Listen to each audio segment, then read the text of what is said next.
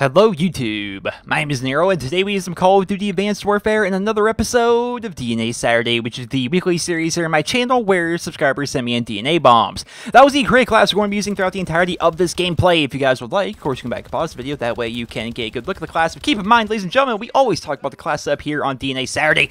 What is going on here? This is actually a game of Uplink here on the map Solar, running around with the Pytaek, specifically the Eradicator variant of the Pytaek, and the gameplay itself is brought to you courtesy of Cam Rocka 7, a returning guest here on DNA Saturday, who is an amazing player. He's going to be bringing you guys a very good DNA bomb today. It's actually one of the fastest DNA bombs I've actually had submitted so far for DNA Saturday.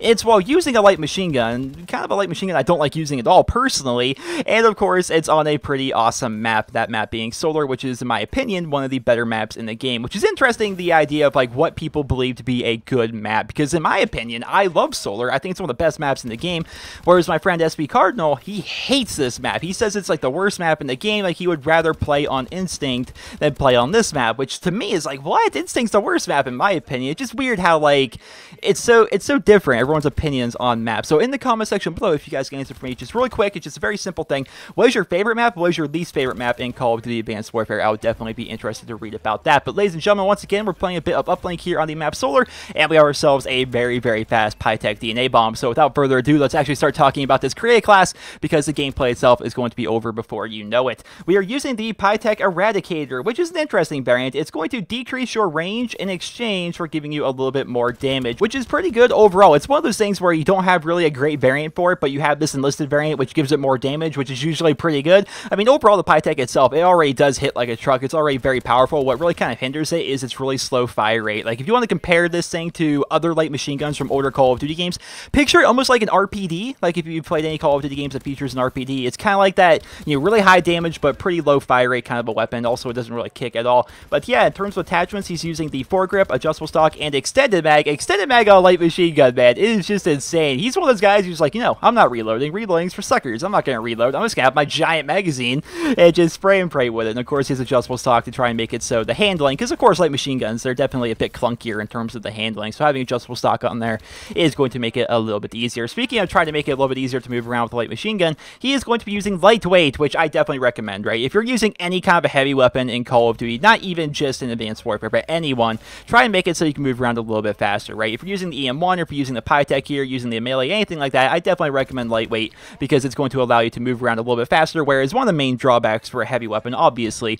is that you're going to be moving around a bit slower, and the weapons themselves, they kind of handle a little bit clunkier than your traditional assault rifles or submachine guns. In the other perk, for perk 1, we have low profile, and then of course in perk 3, we have toughness, which is essential on just about any weapon in my opinion, and we also have scavenger on there. And that, ladies and gentlemen, is basically the class. Nothing really fancy about it. You have lightweight and you have low profile, which a lot of people have. Obviously, you want to have lightweight on just about any light machine gun in general, but toughness on there, no blast suppressor, even though he's jumping around like crazy, he's going to rather have scavenger on there so he never runs out of ammo. That's what he's going to go with. And right here, he actually picks up the DNA bomb along with a quad feed. As he picks up the DNA bomb, I thought that was just very awesome, guys. I thought that was just a really cool way to end it off, just picking up a quad feed right there, because I know it's really hard to get quad feeds in this game, or at least I'm having trouble with it, right? I've always had a pretty good luck when it comes to getting quad feeds in Call of Duty. Maybe I would play enough and I would just, you know, get in the right circumstance playing an objective game mode where there's a good amount of people around me.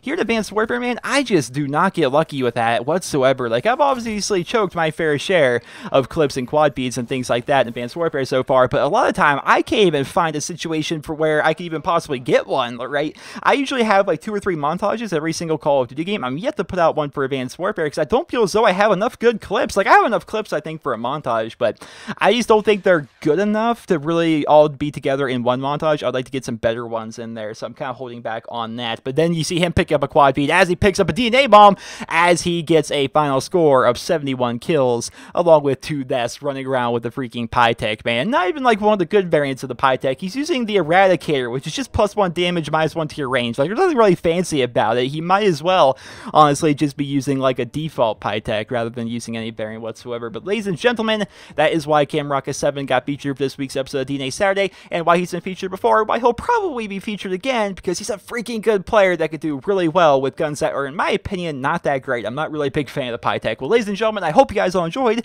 this episode of DNA Saturday, and if you did, please be sure to leave a rating where you guys feel it deserves. And if you guys would like to submit your DNA bombs for next week's episode of DNA Saturday, simply watch the video that's on your screen right now. There's an invisible annotation over the video that you can click. Just simply hover your mouse over the video, and bam, there will be an annotation that you can click, and it will open up that video for you in a brand new tab. Also, if you're on mobile, where maybe you don't have annotations enabled, there is a link to it down in the video description. I'll take you over to that video, which will teach you everything you would ever want to know about submitting your stuff for DNA Saturday. If you guys would like to go ahead and check out Mr. Camrocket7, you can do so by clicking the annotation at the top of your screen, or by clicking the link to his YouTube channel, which is at the very top of the video description. Over on his YouTube channel, he primarily posts up Call of Duty gameplay. He doesn't really post too often. He occasionally will announce some live streams, so occasionally post up a video, or maybe do a discussion video, like his most recent video was actually discussing the SAC 1.5s, or the single variants of the SAC 3s, how they're just a copy and paste of the MP11, and how he feels about that. But aside from that, he likes to post up really good gameplay, and occasionally he'll do commentaries discussing